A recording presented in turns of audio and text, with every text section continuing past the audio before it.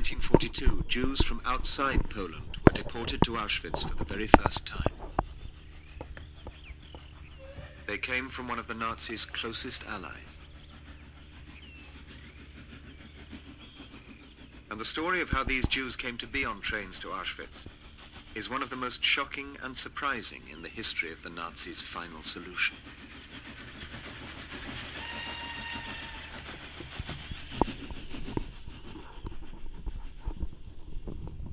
The people on these trains were from Slovakia, many from the capital, Bratislava. Slovakia was a new country, created only in 1939, and the majority of the Slovaks were now fiercely nationalistic. The president, Josef Tiso, was a Catholic priest, and the Prime Minister, Wojciech Tuka, was also deeply religious. They had implemented a series of anti-Semitic measures, chiefly born of religious and cultural intolerance. And at the forefront of tormenting the Jewish population were the nationalist Hlinka Guard. A Jew would never go to work. None of them worked. They only wanted to have an easy life.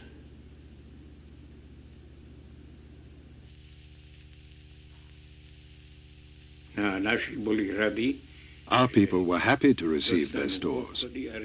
We called it Aryanizing them. And that's how they became rich. Before the war, Slovakia had a thriving Jewish community of around 90,000. Now they were under direct threat.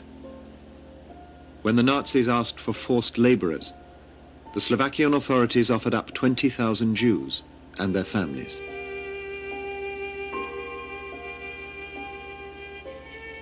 But early in 1942, conflict arose between the Germans and the Slovaks. The Nazis, lacking the necessary extermination capacity, at first didn't want to accept anyone who couldn't work. In early 1942, a meeting was arranged at the Foreign Ministry in Bratislava to try and resolve the dispute.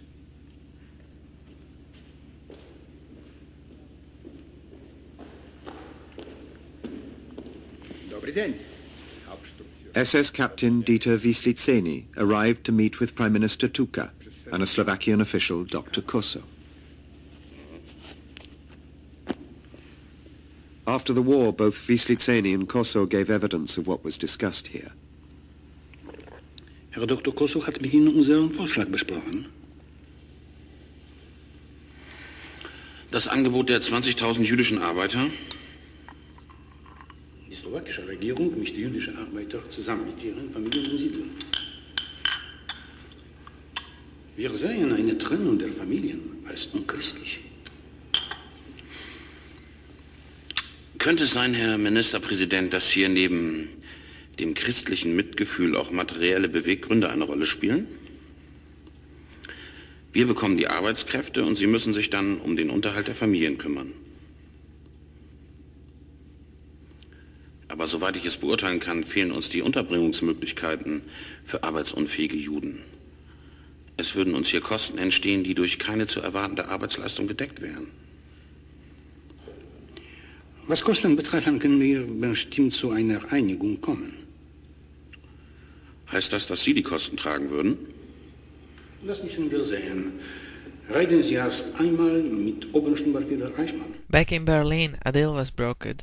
As this documentary proves, the Slovakian Foreign Ministry agreed to pay the Nazis 500 mark for each Jew deported. The Slovaks thus offered to pay the Nazis to take their Jews away. The deportation of Jewish families from Slovakia began in April 1942 and lasted for the next 7 months. Altogether, around 60,000 Jews were handed over to Germans.